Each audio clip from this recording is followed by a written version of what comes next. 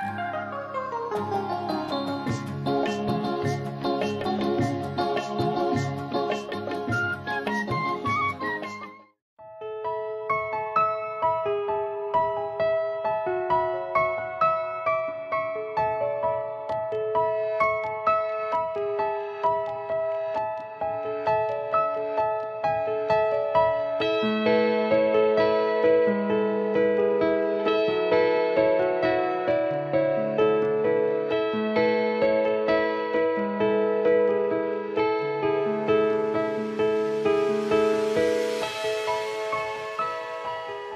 শিক্ষার্থীবৃন্দ, প্রীতি ও শুভেচ্ছা নেবেন। আশা করছি সবাই ভালো আছেন। শুরু করছি বাংলাদেশ উন্মুক্ত বিশ্ববিদ্যালয়ের ওপেন স্কুল পরিচালিত এইচএসসি প্রোগ্রামের পৌরনীতি ও সুশাসন প্রথম পত্র বিষয়ের আলোচনা। আজকের আলোচনায় আপনাদের সঙ্গে রয়েছি রাষ্ট্রবিজ্ঞান বিষয়ের সহযোগী অধ্যাপক সুদীপ রায়। আজকের আলোচনার বিষয়বস্তু নাগরিকের কর্তব্য ও কর্তব্যের শ্রেণীবিভাগ। প্রিয় শিক্ষার্থীবৃন্দ, আমরা সকলেই কোনো না কোনো রাষ্ট্রের সদস্য বা নাগরিক। নাগরিক একটি রাজনৈতিক অধিকারের নাম, অর্থাৎ যেই মাত্র আপনি একজন নাগরিক, সাথে সাথে আপনি কিছু অধিকার ভোগের অধিকারী বা মর্যাদাপূর্ণ।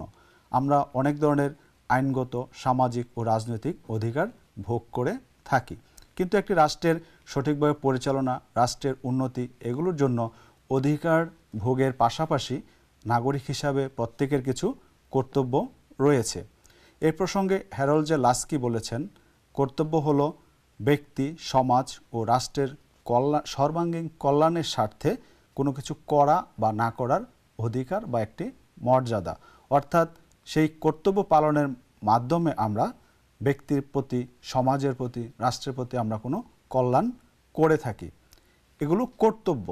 এই কর্তব্যগুলো ঠিক আইনগতভাবে কোনো বাধা নেই, যেগুলো করতেই হবে, কিন্তু এই কর্তব্য আমরা পালন না করলে সমাজ বা রাষ্ট্র সেগুলো সাধারণত প্রশংসার চোখে দেখে না। প্রিয় শিক্ষার্থীবৃন্দ, আপনার যেরকম পাঠ্যপুস্তক থেকে অধিকার সম্পর্কে জেনেছেন, বিভিন্ন ধরনের অধিকার, ঠিক একইভাবে প্রত্যেক নাগরিকের বিশেষ বিশেষ বা বিভিন্ন ধরনের কর্তব্য পালন করতে হয়। এই কর্তব্যগুলোকে আমরা মোটা দাগে বা প্রধানত দুটি ভাগে ভাগ করতে পারি। একটি হলো নৈতিক কর্তব্য, অপরটি হলো আইনগত কর্তব্য। প্রিয় শিক্ষার্থী, এই আইনগত কর্তব্যকে আবার তিনটি ভাগে ভাগ করা যায়। একটি হলো সামাজিক কর্তব্য, অপরটি হলো রাজনৈতিক কর্তব্য এবং আরেকটি হলো অর্থনৈতিক কর্তব্য। প্রিয় শিক্ষার্থী, চলুন আমরা এই বিভিন্ন ধরনের কর্তব্য সম্পর্কে জেনে নিই। প্রথমেই আসি নৈতিক কর্তব্য সম্পর্কে। আপনারা বুঝতে পারছেন, নৈতিক কর্তব্য হলো যেটি আমাদের নৈতিকতা অথবা বিবেকবোধ থেকে আসে। যেমন বয়োজ্যেষ্ঠদের শ্রদ্ধা করা, গুরুজনদের সম্মান করা এবং শিক্ষকদের কথা স্কুলে মেনে চলা।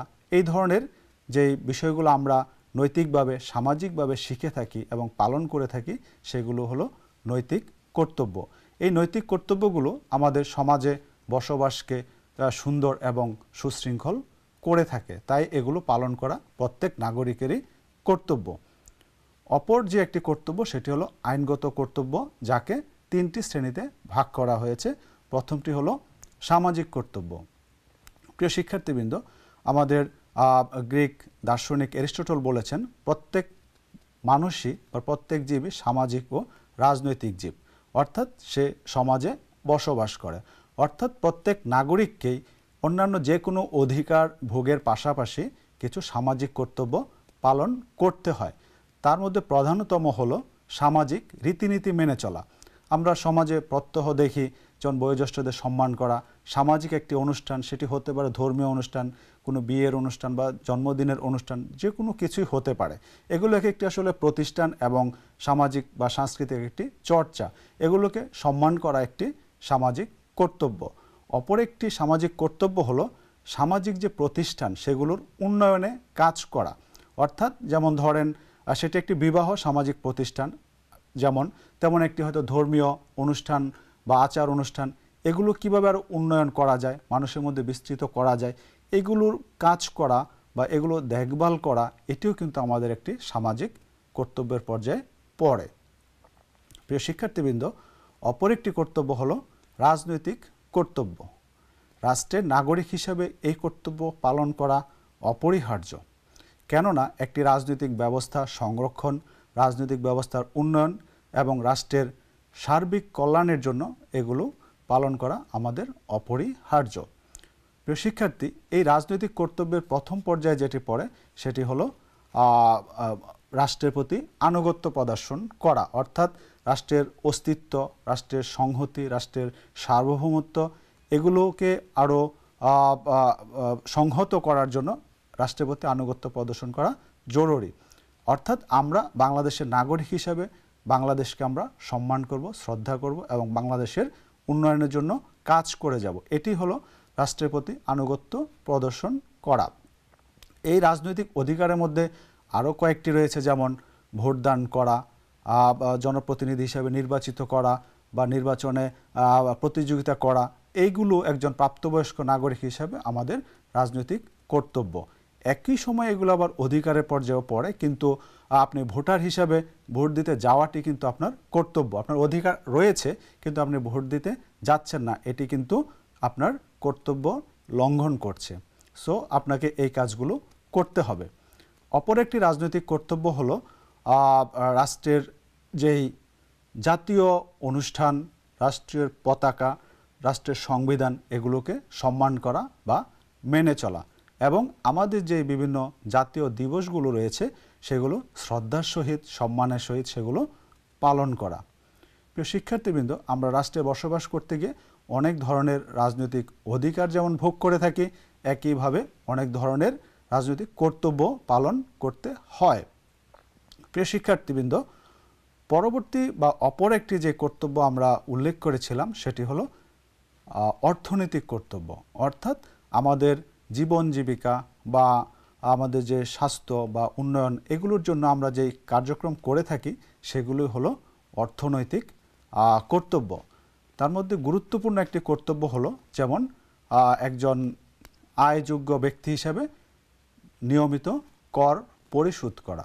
কারণ রাষ্ট্র পরিচালনা বা উন্নয়ন পরিচালনা এবং রাষ্ট্রের সকল সেবাগুলো নাগরিকদের প্রদান করার জন্য এটি অনেক ব্যয়বহুল একটি বিষয়।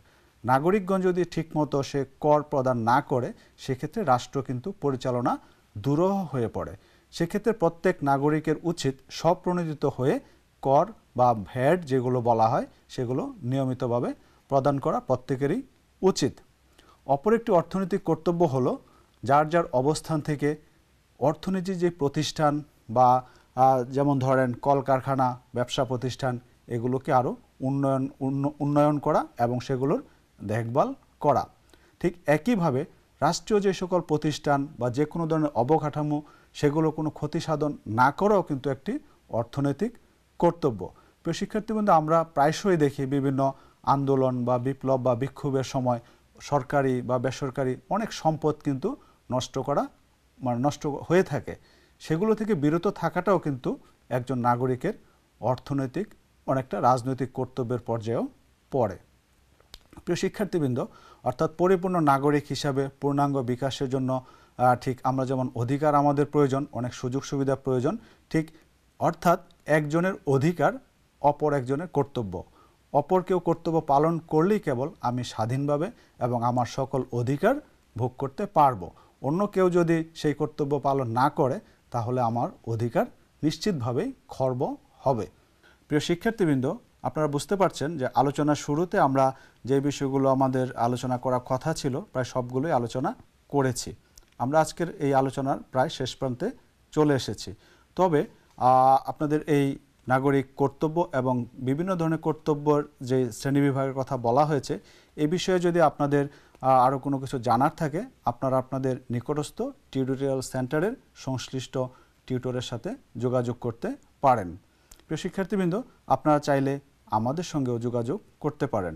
আমাদের সাথে যোগাযোগের ঠিকানা ডিন ওপেন স্কুল, বাংলাদেশ উন্মুক্ত বিশ্ববিদ্যালয়, গাজীপুর 1705। আমরা আজকে এখানে শেষ করছি। আবার অন্য কোনো সময়ে অন্য কোনো বিষয় নিয়ে আপনাদের সামনে উপস্থিত হব সেই প্রত্যাশায় আজকে এখানে আলোচনা শেষ করছি। আপনারা সবাই ভালো থাকুন, সুস্থ থাকুন।